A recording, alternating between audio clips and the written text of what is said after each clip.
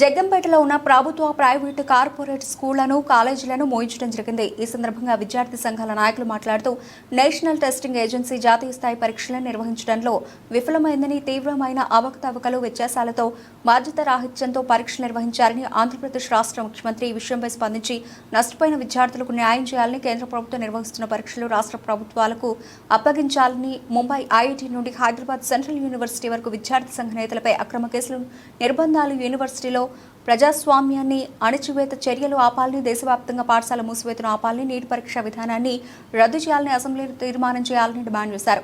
PDSU ఉమ్మడి తూర్పుగోదావరి జిల్లా కార్యదర్శి కె సతీష్, ఎస్ఎఫ్ఐ కాకినాడ జిల్లా సహాయ కార్యదర్శి మణికంఠ, ఎస్ఎఫ్ఐ జగ్గంపేట మండల ప్రెసిడెంట్ అరుణ్, సతీష్, వెంకట్, సాయి, సుధీర్, పీడీఎస్యూ నాయకులు వెంకటేష్ తదితరులు పాల్గొన్నారు. నేను ఎస్ఎఫ్ఐ కాకినాడ జిల్లా పనిచేస్తున్నాను. ఈరోజు ఏదైతే విద్యా సంస్థ బంద్ కలిపిందో, నీట్ అలాగే నెట్ సమస్యల పైన వెంటనే పరిష్కారం చూపించాలి. ఇది చేసింది ఏదైతే ఉమ్మడి ఉందో, కూటమి ఉందో, దీని వెంటనే ఒక పరిష్కారం తీసుకురావాలని ఈరోజు బంద్ కలవడం జరిగింది. ఈ బంద్ మద్దతు చేసి అన్ని విద్యా సంఘాలు సెలవుసేరు. అలాగే రేపు కేంద్రంలో కూడా దీని వెంటనే సమస్యలు చేయాలి. లేకపోతే ఇది మరింత ఉద్యమం మరింత పెరుగుతుంది, చాలా కీలకంగా మారుతుందని ఈరోజు మేము తెలియజేస్తున్నాం. విద్యా సంఘాలన్నీ కలిసి ఈ విషయం తేలకపోతే కేంద్రంలో చాలా హోరహోరీగా జరుగుతుంది. పేపర్ లీకేజ్ ఆరంభం వచ్చిందో దాని మీద సరైన పూర్తి అవగాహన తీసుకురావాలి. అలాగే ఏదైతే విద్యార్థులు ఉన్నారో వాళ్ళకి నష్టపరిహారం ఇవ్వాలి అని మా డిమాండ్స్. అంటే ప్రధానంగా డిమాండ్ ఏంటంటే ఈ నేషనల్ టెస్టింగ్ అకాడమీ ఏదైతే ఉందో నీటికి సంబంధించి ఆ అకాడమీ పర్మిషన్ రద్దు చేయాలి, ఆ యాజమాన్యాన్ని కూడా అరెస్ట్ చేయాలి.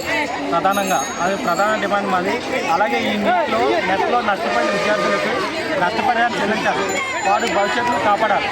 దీనిపై మన రాష్ట్ర ముఖ్యమంత్రులు, ఉప ముఖ్యమంత్రి, విద్యాశాఖ అధికారులు వెంటనే స్పందించాలని మా ప్రధాన డిమాండ్.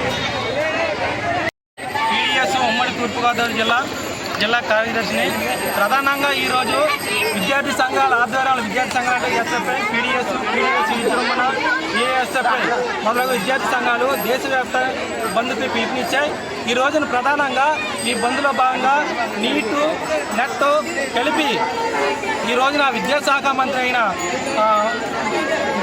మంత్రి అలాగే బీజేపీ నరేంద్ర మోడీ గారు విద్యార్థులకు చాలా దారుణంగా అన్యాయం చేసి ఉన్నారు.